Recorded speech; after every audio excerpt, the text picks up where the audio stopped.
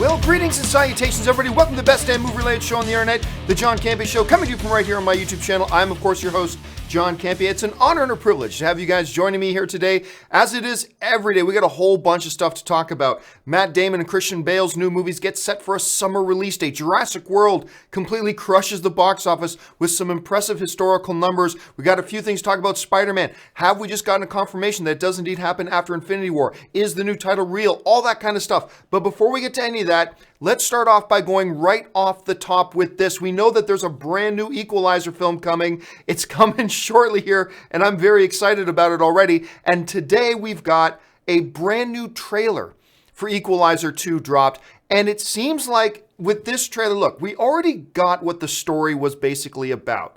That friend of Denzel Washington's, she gets murdered. He goes on a trail for revenge. And it seems like in this new trailer, they understand one of the big appeals for this movie, besides the fact that it's Denzel Washington, is that it looks like it's going to be crazy John Wick-esque style action, building upon the action from the first Equalizer, which I thought was great. I actually liked the first Equalizer more than most people do. Like, I thought that movie was fantastic. I really enjoyed it. And they're just going nuts now with this trailer, like a lot of grrr moments in the trailer. And I think it looks like a hell of a lot of fun. And you know, the funny thing is, you could put another actor in that role, right? It's like, oh, look, I'm the biggest badass around. But there's something about Denzel Washington, and there's something about his voice. They set up in the trailers this great dichotomy of the voice. It's almost like a reassuring, calming, steady yet authoritative voice, like everything's going to be okay. I do a terrible Denzel. But anyway, but when you mix that presence with the action he's doing in the trailer, it creates a terrific mix that has a really powerful effect. And look, I've always been looking forward to the next Equalizer film, sure. But we always talk about this. The job of a trailer is to take your excitement level, no matter where it is, and increase the excitement level. This trailer just did it again. I'm being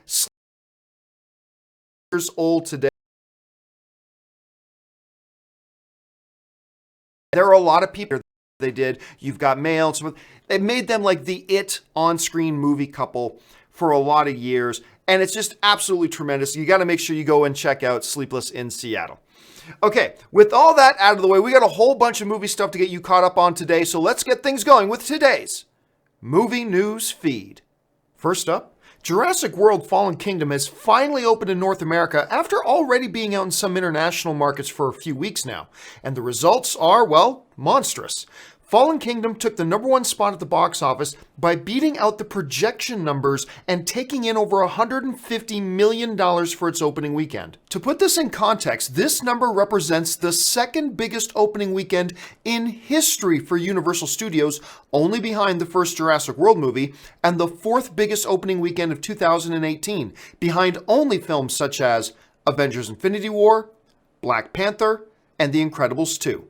Speaking of Incredibles 2, the Pixar sequel turned in an impressive $80 million second weekend, taking only a 55% decline from week 1, despite another massive blockbuster like Jurassic World Fallen Kingdom opening up. And even by itself, that $150 million opening weekend is huge for any movie, but again, let's talk context. The second biggest opening for any Universal film. Think about that. Think about the long storied history of Universal Studios, and this is the second biggest opening weekend they've ever had. Now, also, this has been a very good year box office-wise for a lot of the big blockbusters. $150 million opening weekend, and it's only the fourth biggest opening weekend of the year. Of course, it's behind very good company like Incredibles 2, Infinity War, and Black Panther, of course, but still, the number is absolutely monstrous. Now, nobody expected Jurassic World Fallen Kingdom to repeat the same type of success that Jurassic World did. That film really overperformed. And when projection numbers like 125, 130 million came out, we all thought, okay, that would be pretty good. The fact that it exceeded those numbers and came in 150 is really impressive. Now, in my opinion, none of the Jurassic Park films after the first Jurassic Park have been great. And Jurassic World Fallen Kingdom isn't great, but I was quite entertained by it. And actually, even though it's not saying much, I actually think Jurassic World Fallen Kingdom is probably the second best Jurassic Park movie after the original Jurassic Park, which is just like miles ahead of it. But your mileage may vary. Maybe you liked it, maybe you didn't. But, you know, I thought it was pretty good. But either way, $150 million opening weekend is absolutely fantastic. And the film has already made over $700 million worldwide. So, regardless of what we think about Jurassic World Fallen Kingdom, you know they're going to make another one. Next up, as many of you know, the next Spider-Man standalone movie that fans have been referring to simply as Homecoming 2 is set to hit theaters in about a year, just 2 months after the release of Avengers 4. What most of you also probably already know is that Spider-Man star Tom Holland has been developing a bit of a reputation for being a bit of a blabbermouth and letting things slip. Well, Holland was recently at Seattle's Ace Comic-Con and in a behind-the-scenes Instagram video held up his iPad proclaiming that he was getting ready to read the script to the new Spider-Man movie, and the title page on that iPad had the title Spider-Man Far From Home on it. Now, we can take bets on if this was actually real or not, but it should be pointed out that the title would be consistent with a statement that Kevin Feige made about much of the shooting for the next Spider-Man movie taking place in London, because as Feige said, some of the movie will take place in New York, but a bunch of it will take place in other locations around the globe. I'll be honest with you, my very first thought when I saw this Instagram video with Tom Holland accidentally slipping the Far From Home title was, I think this is fake. I don't think it's real. I don't think this is actually the title of the film. But you know what? Very well it could be, because as we were just saying, Kevin Feige has talked about how a lot of Spider-Man 2 or Spider-Man Homecoming 2 or Far From Home, whatever you want to call it, takes place at different locations around the globe. That kind of goes along with the title called Far From Home. So look, number one, was this just a really great PR stunt by Disney in coordination with Tom Holland, you know, playing off of Tom Holland's reputation for being loose-lipped and letting things slip, and accidentally letting slip the new title of the Spider-Man movie, Far From Home? Was this just Tom Holland playing a gag on everybody, playing off the fact that he's known for being loose-lipped and he just held up a complete BS title, Far From Home? I mean, these are all possibilities. It looks like it's legit because I haven't seen anybody from Disney or Marvel come out to say, no, Tom Holland's joking around, this isn't really the title, blah, blah, blah. And you would think that if Tom Holland accidentally slipped that out there, or if there was a mistake or something like that, you'd think there would have been some damage control by now. I don't think this was an accident. This was on purpose. The only question to me was it on purpose that Tom Holland is just playing a gag on all of his followers? Or was it on purpose that, you know, Marvel and Disney and Tom Holland wanted to play off his reputation of being loose-lipped and just let the world know the title for the new movie, which is coming out in just a little over a year from now. So now is the time for them to be releasing the title, and it's actually Far From Home.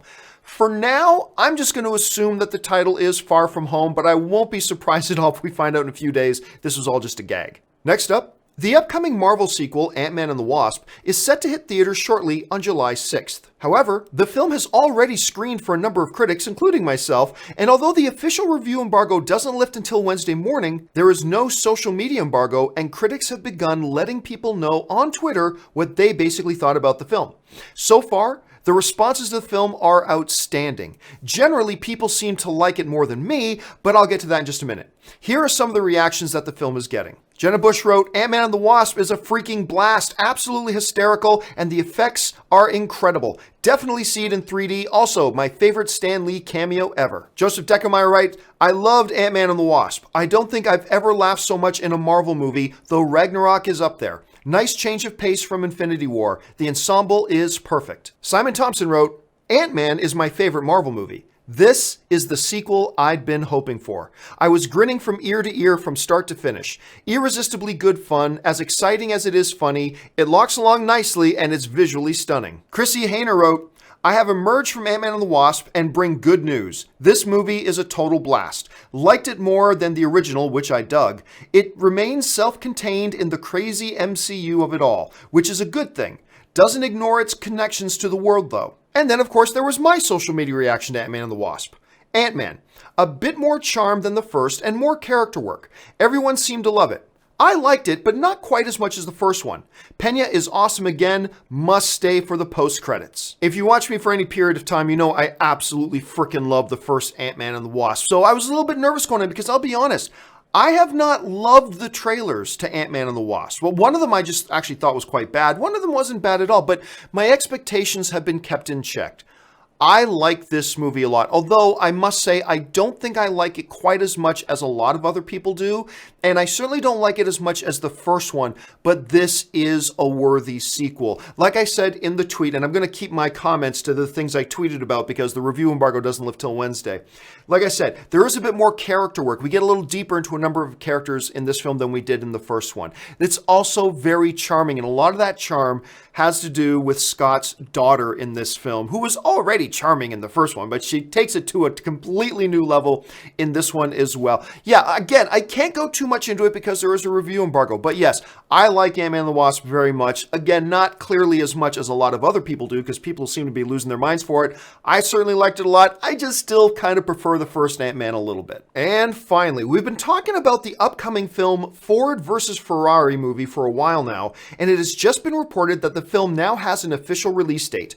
Ford vs. Ferrari will hit theaters in a prime summer date on June 28, 2019. The film stars Matt Damon and Christian Bale and is directed by Logan director James Mangold. From Variety, the film follows an eccentric, determined team of American engineers and designers led by automotive visionary Carroll Shelby, played by Matt Damon, and his British driver Ken Miles, played by Christian Bale, who are dispatched by Henry Ford II and Lee Iacocca with the mission of building from scratch an entirely new automobile with the potential to finally defeat the perennial dominant Ferrari at the 1966 Le Mans World Championship in France. The Punisher's John Bernthal is also in talks to appear in the film as Lee Iacocca. Now, on its surface, you'd be forgiven if this sounds a little bit like the 2013 Ron Howard directed film Rush that had Daniel Bruhl and Chris Hemsworth. I actually love that movie, but I've been really excited for this one as well for a couple of reasons. Number one, you got a great director attached. I love James Mangold. Number two, you got an incredible cast of leading guys already with Matt Damon, Christian Bale,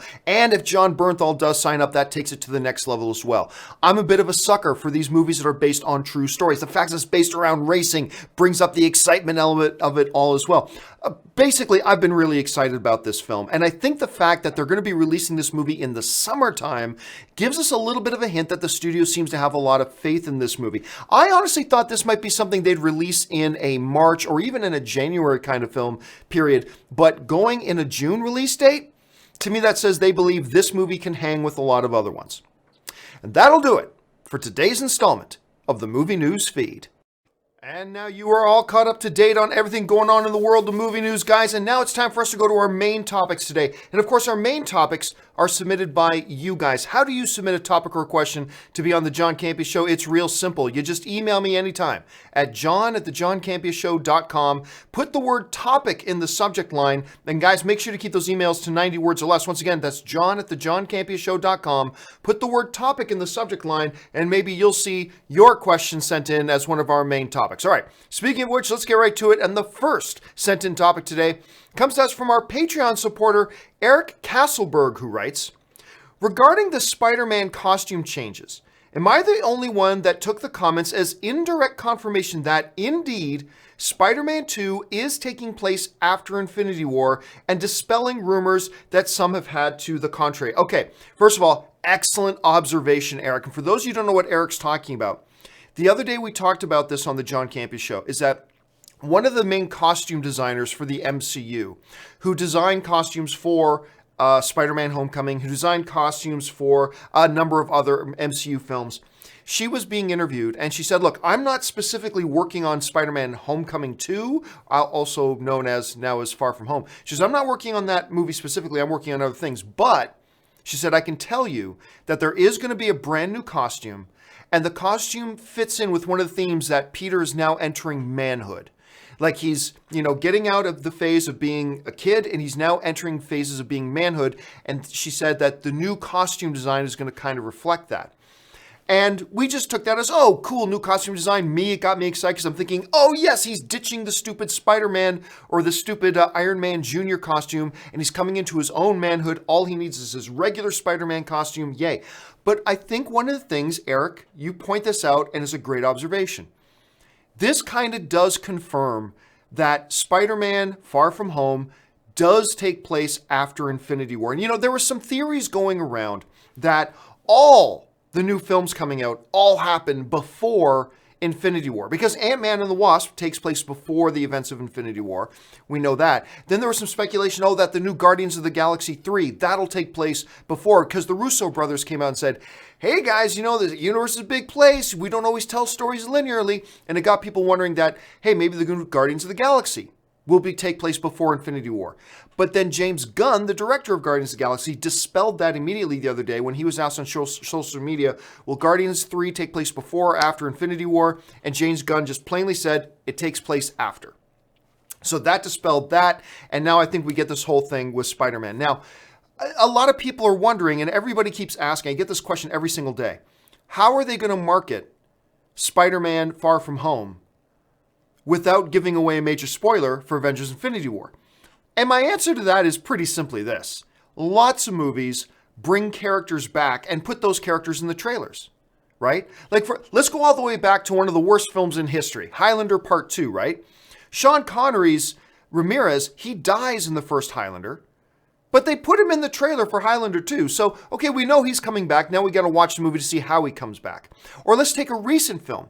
The recent Kingsman movie, A Golden Circle, right? Well, Harry dies in the first one, and they put him in the trailers in the second one.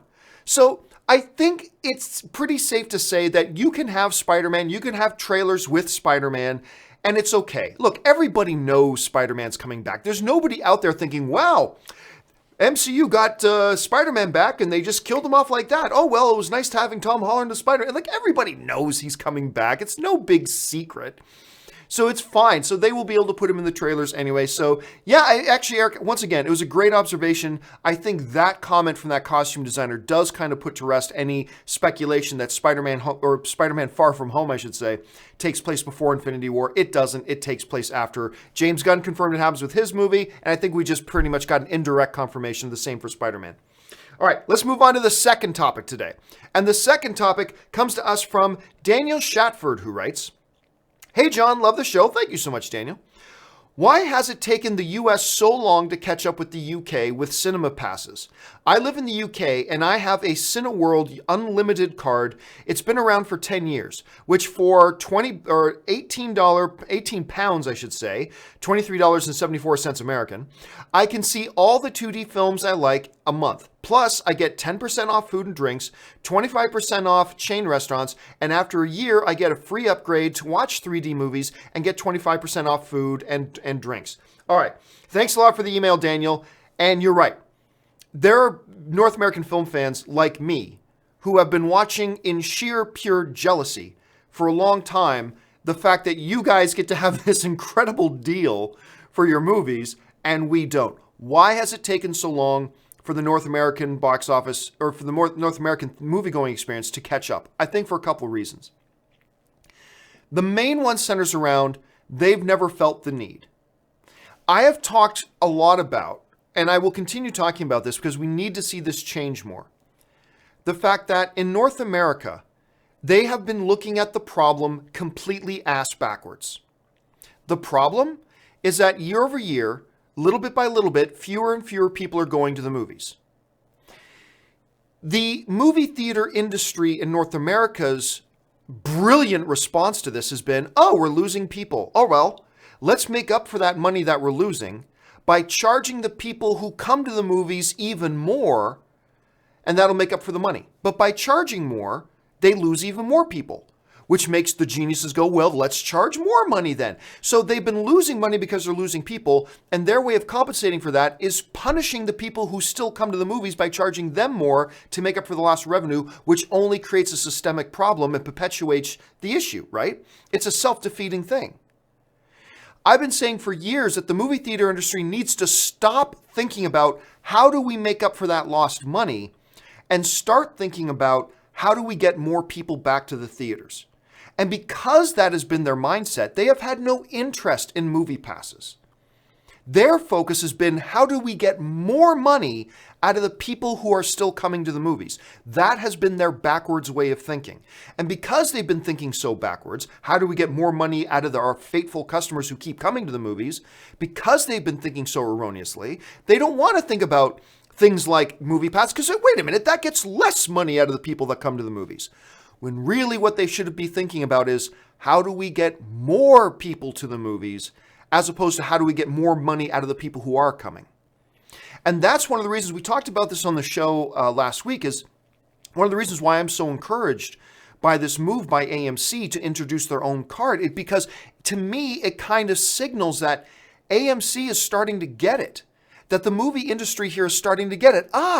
We shouldn't worry about getting more money from the people who are coming. We should worry about getting more people coming, because that will solve our issues. And Cineworld just recently bought Regal, so Regal is going to introduce their own movie plan here soon. Cinemark already has their own movie club, and now AMC is launching theirs tomorrow. I cannot wait. I cannot wait to buy this card. Now there are some people out there who have been cautious about saying, wait a minute, I think AMC is only making this card as a way of putting MoviePass out of business, and as soon as MoviePass is out of business, then they'll get rid of their own club. The reason that's not true at all is simply this. Everybody knows MoviePass is dying. Everybody knows MoviePass isn't going to make it to the end of the year. Regardless of what AMC did, like we've seen it all in the news, MoviePass is on life support now. It's going to die any day now. That's like hiring a hitman to go and kill a guy who's in the hospital and is going to die within the next 24 hours. Why would you hire a hitman to go kill that? He's going to be dead in the next 24 hours. There is no need for AMC to pull this move to kill MoviePass, because MoviePass was dying anyway. AMC could just sit back and do nothing and watch MoviePass die. I mean, we've all been watching it die slowly anyway. So, yeah. So, again, why did it take so long for North America to get caught up? Because the North American theater industry has been thinking completely ass backwards about getting more money out of the people who are coming instead of getting more people coming. Moves like this, moves like the Cineworld card, moves like the AMC Stubs thing, these are things that will start to, over time, attract more people to come back to the movies, and that's a better way of dealing with the problem. Thanks a lot for the question, man. All right, final email today comes to us from Daem Choudhury, who writes, recently, Stephen Amell said that if Green Arrow were to be on the big screen, they would have to include characters like Diggle and Felicity, because those characters are the most impactful thing Arrow has done to Green Arrow lore, and this was met with mixed responses, to put it lightly. I understand he's proud of his show, but do you think he's overestimating Arrow's legacy to the point where it could affect a potential big screen appearance? Okay, so for those of you who don't know what Daem's talking about, Stephen Amell was being talked about, he was being asked a question, and he said, Diggle and Felicity, they were created on the show. I do not believe they were existing characters in the DC Green Arrow universe prior to the show. And he's basically asked, hey, if a Green Arrow movie was ever done, he said, you have to have Diggle now, and you have to have Felicity, because they are so a part of Green Arrow lore now, you'd have to put them in a movie. Now, as Daem points out, the fan response to that quote was mixed at best. There was some, and I got to tell you this. I think Stephen Amell is completely wrong. He's completely wrong. And I love Stephen Amell, and he's great as Green Arrow, but he's wrong about this. If you do a movie now, one of the things that you need to do is to differentiate your movie version from the television version. I think that's one of the things you need to do in keeping the movie and the TV universes separate. One of the things you need to do is that if you do have characters that appear on both mediums, you got to take some steps to differentiate the movie version from the TV version. Diggle and Felicity have never been things in the Green Arrow lore until the TV show came along. But let's not pretend like Green Arrow is one of the highest rated shows on television. Let's not pretend like everybody on the United States watches Green Arrow. They don't. They gets pretty decent ratings for a CW show, yes. But let's not overestimate the value of that. So I think, if anything, it just increases the importance to leave out a Diggle and to leave out a Felicity, just to make sure you differentiate the movie version from the television version. So on a lot of different levels, I think Stephen Amell is wrong about it. Again, I totally respect that he's sticking up for his show. He's sticking up for his fellow castmates. He's sticking up for the characters that they created. And I respect that. I think that's great. He's saying what he should say. I just think what he's saying is incorrect. That's all. So anyway, that's just kind of my thoughts on it. What do you guys think? Do you think that if they did a Green Arrow movie, that they should include a Diggle character and a Felicity character? Or do you think, like I do, that they should leave them out? Jump down in the comment section. Let me know what you think and let me know why you think it. All right, guys, with that out of the way, we got about 10 minutes left here. So let's get over and take some of your guys' live questions. And we're going to get started on the live questions with this. The first one comes to us from Manuel Fernandez, who writes, thoughts on Pirates of the Caribbean, The Curse of the Black Pearl. Is it weird that it's in my top 5 all-time favorite films? No, I love that movie.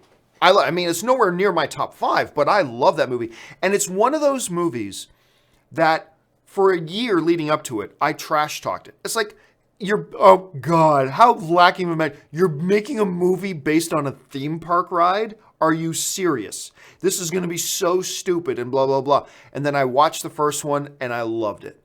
Love that. Not so much any of the other ones, but I absolutely love that first one. That first one's magic. Like, great. And Jeffrey Rush, so good in that as Barbossa. Johnny Depp kind of redefined his career in that particular role as Captain Jack Sparrow. Forever, no matter what he did before, no matter what he does after, he will always be remembered as Captain Jack Sparrow now. And that's not a bad thing. He got nominated for an Academy Award for it, as a matter of fact. So, yeah, I love that. Again, nowhere near my top 5, but it's a movie I completely cherish. I absolutely love that film. It's fantastic. All right, next one. Patrick Conway writes, so another year, another whole run for MCU. I'm going to guess that you meant home run for MCU. Yep. I mean, Black Panther, Infinity War, and Ant-Man. Again, I don't like Ant-Man and the Wasp as much as a lot of other people do, but I still I still like it very much. I highly recommend you go check it out. But yeah, I mean, it's crazy. Black Panther is amazing. Infinity War is amazing. Ant-Man and the Wasp, I think most people are going to find amazing. Yeah, they just crushed it. There's 3 films. They knocked them all out of the park. Like, well done. Well done. Zombatron 5678 writes, I loved Fallen Kingdom. I agree, second best, and I legitimately cried during a certain scene. Top 5 movies of the year so far. I wouldn't put it in my top 5, but yeah, I had a lot of fun with it. I didn't love the film, but I do think it's the second best Jurassic movie so far. A mile behind Jurassic Park, the original. That's clearly the best one. But, you know, let's face it, none of the Jurassic World films or the Jurassic Park films after the first Jurassic Park have been all that great, you know? So to say that this one is the second best isn't actually saying a lot, but I think it was a lot of fun. And look, when he's talking about there's a scene he cried in, oh my God, there's a scene involving a brontosaurus and you're going to get choked up. It was a beautiful scene. I'm not going to say anything about it or set up, but the cinematography of it, the way it's all set up, it's just a great scene. And I think you're going to like it a lot when you see it. All right. Next up, Manuel Fernandez writes, follow-up question. How would you rank the Pirates of the Caribbean? I don't like ranking questions. I'll say this. The first Pirates of the Caribbean film, amazing, clearly the best. I think the most recent Pirates of the Caribbean film was watchable. I do. I think the most recent one was actually not all that bad. The rest of them are complete garbage and crap. So that's kind of how I would personally rank them per se. Ben Kenobi writes, hello there. Hello there. Hello, Ben Kenobi. Thanks for that. Gerald Quinata writes, which is cheaper, practical effects or CGI? There's no correct answer to that. It depends on what you're doing. Like, hey, we need a shot of a futuristic city. Okay. Do you hire a CGI effects company to do a 3-second overview shot of a futuristic city, or hire 10,000 construction workers to build a futuristic looking entire city out in the desert for that 3-second shot? Well, in that case, clearly the practical effect is far more expensive than the digital effect. Generally speaking, CGI is more expensive, generally speaking, but there's lots of examples when a practical effect would be far more difficult and therefore far more expensive. So it really all depends on the situation. It really all depends on what it is you're trying to accomplish. And so, because there are many examples when a practical effect would be far more difficult or impossible and be far more labor intensive and cost way more than just doing a quick CGI effect. You know, so it really all depends. There's no one answer to that, unfortunately. Alexander Helmer writes, Can we start to watch movies on AMC's sub on Tuesday? I'm going to guess, as long as you sign up for it, like if they launch it Tuesday at 9 a.m. and you get it, I'm going to guess you can go to the movies tomorrow night. If you get this A-list club, this new AMC membership, if you get it tomorrow morning, I don't see why you wouldn't be able to start using it tomorrow night. I mean, yeah, it seems to make sense. So I would think you can, unless they don't launch it and make it available till like 11 p.m. If they don't launch it officially till like 11 p.m. tomorrow, then yeah, you're going to have to wait till Wednesday to use it. But if they launch it in the morning, I don't see why you wouldn't be able to use it that same day. So I'm thinking yes. I don't know that for sure, but I'm thinking yes. Ben Kenobi says, what Tom said is true from a certain point of view. Like, it's far from home from a certain point of view. Because maybe the movie's officially called Spider-Man, Great Distance. Well, that's kind of the same as Far From Home. It's all true from a certain point of view. The great legacy of Obi-Wan Kenobi. That lying sack of shit. Spencer Smothers writes, we all know MoviePass's days are numbered, but what about Cinemia? What changes would Cinemia have to take to survive alongside AMC's A-list? That's a very good question. I think Cinemia's in trouble too. Now, Cinemia doesn't have nearly the size of a user base as, say, MoviePass does, but they have a much better business model, so they're able to stay in business and be a little bit more successful. I honestly don't know. Like, things like Cinemia and everything, if you're somebody, like, here's the problem. There's lots of places in the United States where people don't live close to an AMC theater. For people who don't live within a reasonable distance of an AMC theater, like, again, I live a 10-minute walk from one of the biggest AMCs in the world, right up the street from me. So that's one thing. But what if you're somebody that the closest AMC to you is 15 miles away? Right? And your closest theaters are Regal. And Regal doesn't have its own MoviePass yet. It probably will soon. But there's a lot of circumstances where you're going to want to do that. Cinemia is going to need to double down on that. And they're going to have to find ways to become competitive for these new services. The advantage, of course, of a Cinemia is that you don't just have to go to AMC. You can go to a Regal, you can go to a Cinemark, you can go to a Landmark, you can go to an ArcLight, you can do, whatever. That's the advantage of a Cinemia card. So it's still going to be the card of choice for a number of people. But they're just going to have to find ways to accentuate and highlight what their service does that an AMC pass cannot do. So that's what they're going to have to find a way to do. And if they can find that way, they can stay in business. Otherwise, they're in trouble. Not as much trouble as a MoviePass, but otherwise they are in trouble as well. And I love Cinemia. You guys know Cinemia is a close place in my heart. I love that card, but I'm going to be switching to AMC, clearly. Let's see. Where did it go? Sorry, we had a bit of a jump here. A lot of live questions today. Not going to be able to get to all of them. Wow, there are a lot of live questions today. Okay, Scout31022 just sends in a super chat. Thank you so much. Dirk Walker writes, I'm becoming more and more certain about my theory that Thanos created a parallel universe and the MCU will continue there after Avengers 4. Oh, well, okay. I completely disagree. But there have been fan theories that I have completely disagreed with before that end up being right. We all have those, right? So I don't think that's the case at all. I think that's a massive cop-out, and I think it's something that the average film going on should go, what? I don't think that would be a smart move. I don't think that would be a good move. I don't think it would be a productive move. So I don't see them doing that. And I don't see anything in the movies that backs that theory up. Like, there was no talk by Thanos of another world or a universe separate from ours. Or to me, there's nothing in the movies to justify the theory. But again, I've heard fan theories before that I completely disagreed with, then they ended up being. So it's the MCU, man. Anything can happen. Let's keep our eyes on it, Dirk. All right. Metal Vegan writes, hey, John, just curious, how long did you and Ann date before you got married? I don't know why you want to know, but we dated for 1 year, and then we moved in together for 1 year, and then we got married. So we were together for 2 years before we got married. We dated for a year, took the next step and moved in together, lived together for a year, make sure we don't drive each other too crazy and want to rip each other's hair out, but after actually living together, and then we went ahead and got married. So we were together for 2 years before we got married. James Welsh writes, favorite Ben & Jerry's flavor? Don't really have one. My favorite flavor of ice cream right now is chocolate peanut butter. by Haagen-Dazs. Other than that, a good go-to of mine that I go, like even when I go to Ben and Jerry's, well, I'll stop in there, I'll get a cookies and cream or cookie dough. I'm a basic guy. When it comes to my ice cream flavors, I like vanilla, I like caramel swirl, I like cookies and cream, I like cookie dough, and right now I'm really digging the chocolate peanut butter.